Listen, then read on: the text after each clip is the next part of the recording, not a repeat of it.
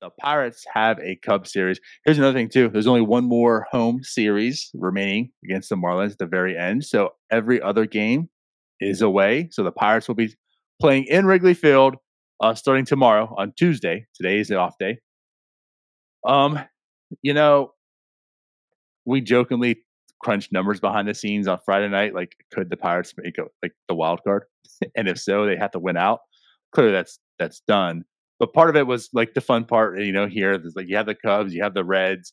Pirates aren't going to have any wild card dreams, but they can play wild card or wild card spoiler. So it starts here with the Cubs. There's a chance that they can have a good series against the Cubs and win and ruin their dreams, right? Which I think, like, as Pirates fans, that's what you have left remaining to like hold on to and have some fun with. So let's talk about this Cubs series, Jim. Cubs doing pretty good, playing some pretty good baseball. What are your thoughts?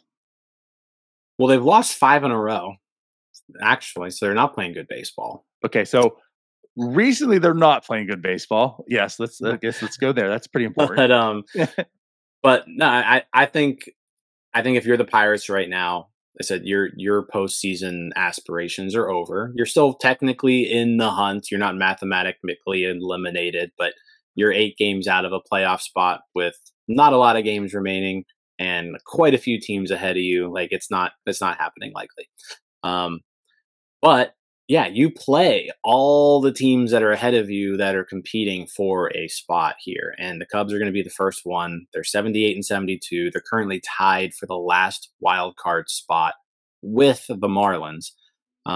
They're losers of 5 in a row. They were sitting pretty earlier, like last week, and they've since dropped down here. So the Pirates have an opportunity here to almost like knock them out. Like if you sweep this series and you send the Cubs on an 8-game losing streak in late September, like they're probably not recovering from that. So the Pirates have a chance to make a lot of Cubs fans' lives miserable this week.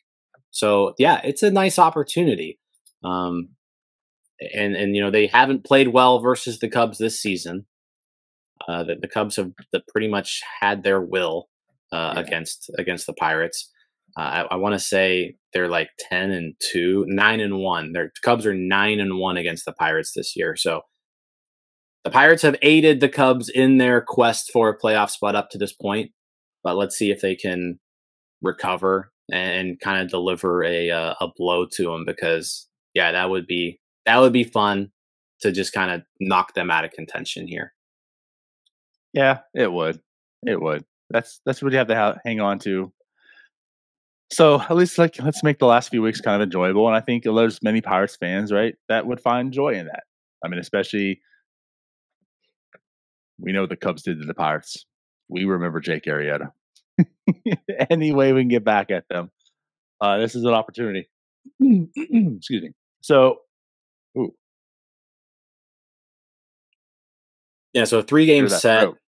Bailey Falter is in line to get the work tomorrow in Game 1 Tuesday against Javier Assad. Assad looked really good in his last game against the Pirates. So that will be the Game 1. Game 2, Quinn Priester against Jamison Tyone. So two Pirate first round high school pitchers facing off against each other in Game 2. That'll be fun. I always like Illinois and one currently playing in Illinois. Yeah, I always like Tyone. Definitely not having the season that he would want. He's probably the weak link right now in that Cubs rotation. And then the finale of the series, you got your aces, Justin Steele, who you could make an argument Justin Steele's the best pitcher in the National League right now. Oh yeah. And then Mitch Keller going for the Pirates on Thursday. So yeah, I am definitely. I'm excited to watch this series. Like I said, it's always fun. It's always fun to play spoiler if you're going to, if you have to do something. I want to play a team that has something to play for, and you want to be able to kind of ruin their hopes and dreams. Like if we need to be sad and pathetic, then you got to be sad and pathetic too. We're going to drag them, we're going to pull them, we're going to drag them down with us.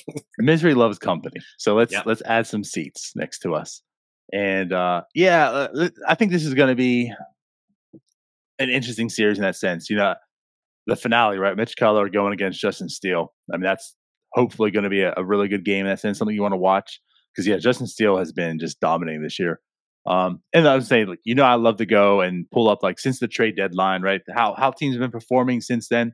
Because also too, like the Pirates have also been playing good baseball, and not to the degree of other teams, right? But that's something we've talked about. Like since the trade deadline, you got to hand it to this team. Like they have played much better.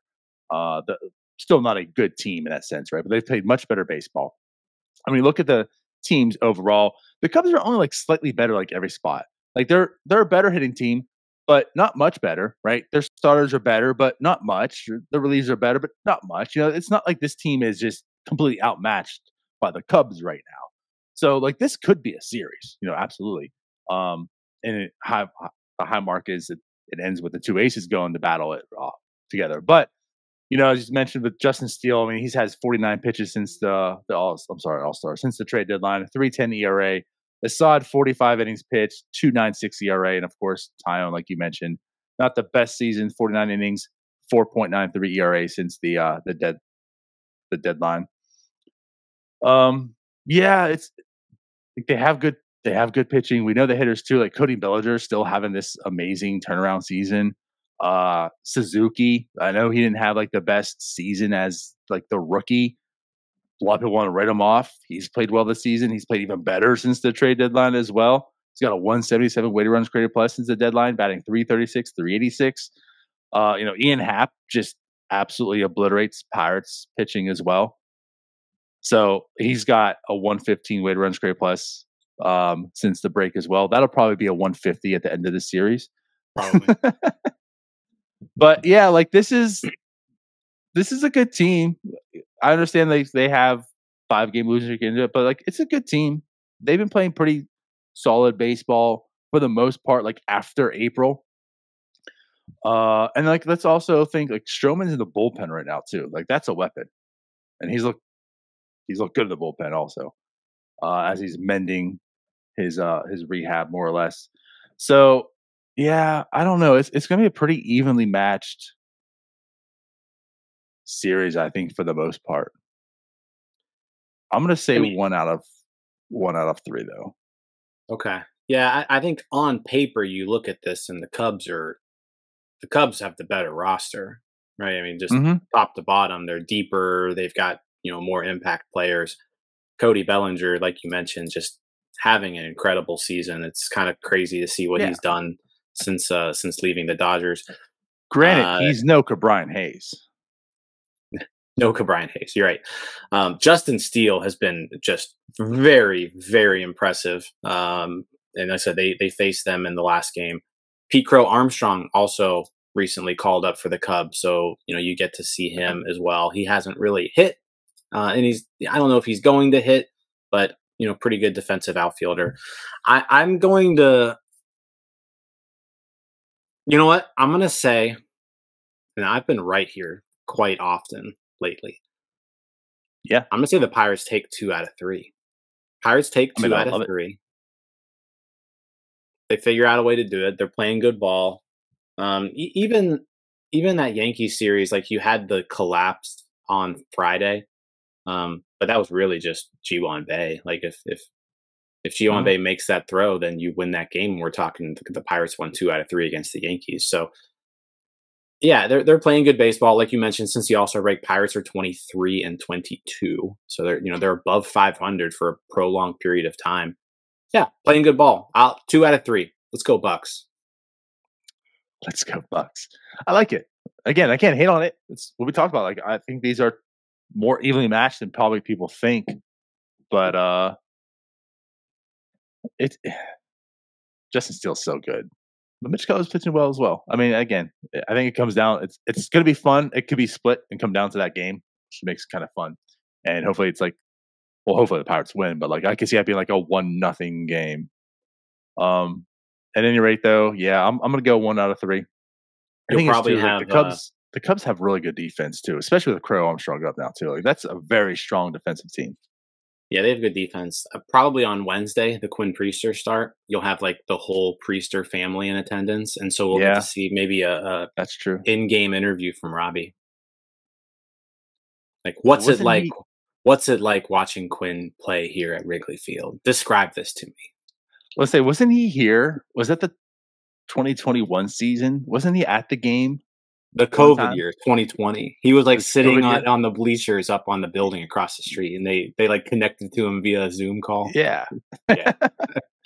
So that's gonna happen again. Okay, cool. Well, thank you for watching. I know we try to provide the most entertaining content that we can, and we'd love to spread it to as many people as possible. So I know it doesn't seem like a lot, but if you could take the 5 seconds to like this video and subscribe to the page, it helps out so much more than you know. Thank you, and let's go Bucks.